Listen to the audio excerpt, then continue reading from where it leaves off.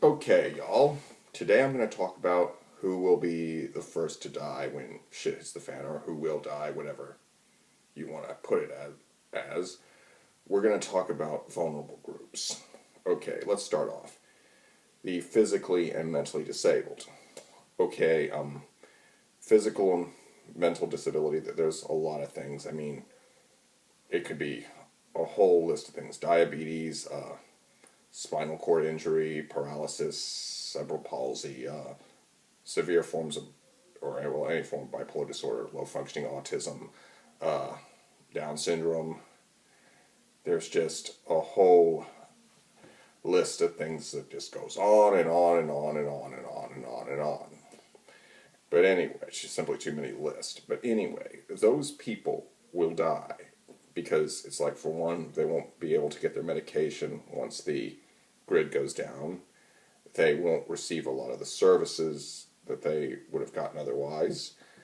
They won't, get a lot of. They won't be able to do a lot of stuff, and not harping on disabled people or anything like that. But that's just reality. And anyway, that like retarded people, that they'll do shit that'll get them killed, and they often can't survive without assistance. And we have managed to sustain life unnaturally long. Like Terry Schiavo, for example. They weren't playing God when they took the feeding tube out. They played God when they put it in. Those people will die.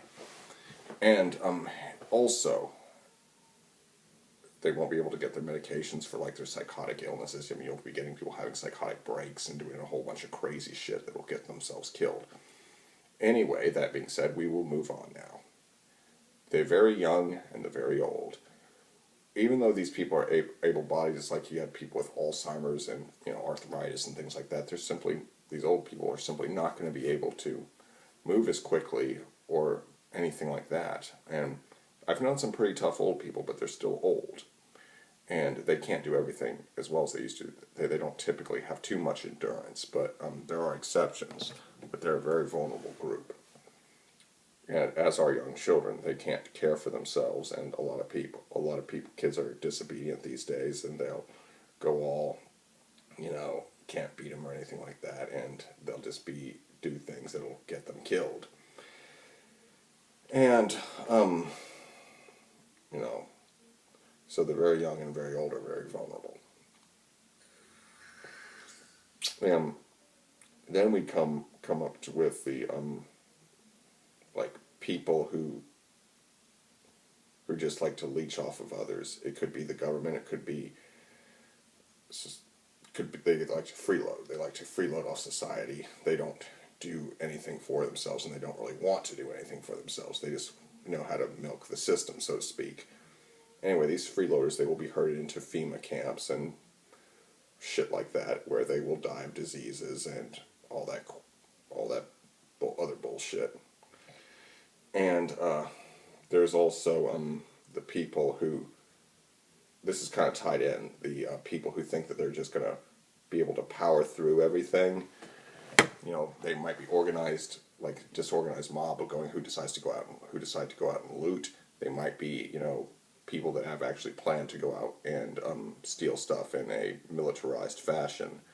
These people will have high-risk professions, obviously, and they're going to get shot. And that's just what's going to happen. I mean, if they want to decide to go out and steal, there's never a world without consequence. There's always consequences for bad behavior. And the average life expectancy for a gangbanger today is about 25 years. And after the lights go out, it's going to be even lower, assuming they don't. And they're going to get shot, assuming bad water and food don't kill them before then, and disease don't kill them before then.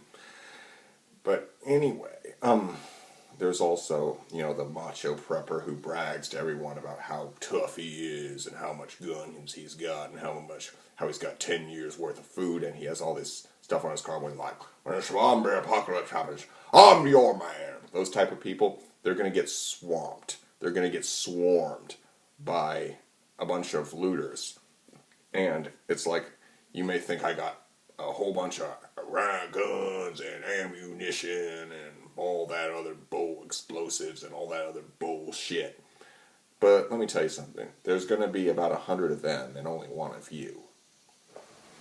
And second off, and that brings me to my next point, loners, people who are alone, are going to die as well, because it's like humans need a support structure. I mean, if you drop a human into the woods and drop a human and a badger into the woods, and the human's naked and doesn't have any tools, it's not going to be long before the badger is thriving and the human is dead. Humans just aren't designed to live on their own. It's not in our biology, and you need to accept that. You need to make connections, forge alliances, and get shit done, because the jack of all trades is the master of none. Always remember that. Even if you have survival skills, you're going to be extremely vulnerable. I mean, there's going to be diseases, there's going to be... What if you get sick? What if some group doesn't like you and decides to kill you? I mean, what if you get injured? There's just so many things that can happen. And there's also the pacifists. People that, I mean, it could be hippie, it could be just some anti-gun soccer mom, or there's just a whole list of people. And some of them have pretty good skill sets, such as the Amish. They're pacifists, and they'll last a good while, until somebody finds them. But anyway, it's just, because they have no guns, they will be ripe targets. And the better you are at other skill sets, you might just live. You might just get enslaved. Doesn't that sound lovely? But the reality is that wolves and lions do not lose sleep over the opinions of sheep. They don't care what you think. They don't respect your values. They only respect violence and strength. So bear that in mind. You may have to protect yourself. You may have to protect your family. So get used to the idea of violence. And the other thing is that, like, people that just don't have a lot in them mentally, that are just like lazy and all that crap, they won't last long either. And because they just won't be able to hack it. They'll die, or they'll commit suicide or something like that. And another thing is addicts.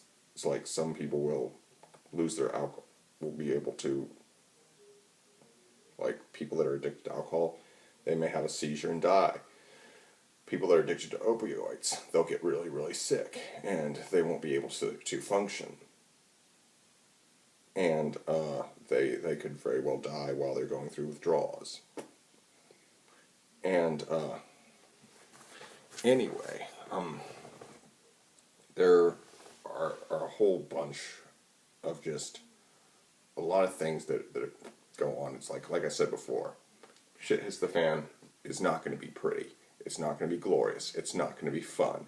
It's going to be serious, painful, gross, and ugly. And I've studied disaster preparedness for a long time, and I admit, sometimes I wish that, I could get out there and use some of these skills in a real life situation, but no, I almost wish for it, but no, I do not wish for it. And in any case, there are just a lot of things you got to prepare for, again.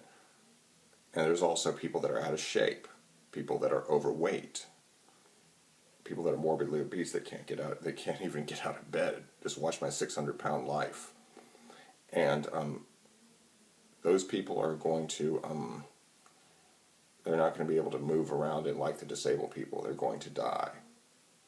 Granted, they do have the only thing they really have going for them is all that fat that they have stored up, which could provide them with a lot of nutrients. And anyway, it's just, there's going to be a lot of pain, a lot of death, and there's also going to be a lot of suicides when shit hits the fan. Suicide rates are just going to go way, way up. And because there's going to be a lot of guns lying around and a lot of people going through stress and depression and things like that. And in any case, I hope you like this video. Be sure to like, comment, share, and subscribe. And have a good day. See ya.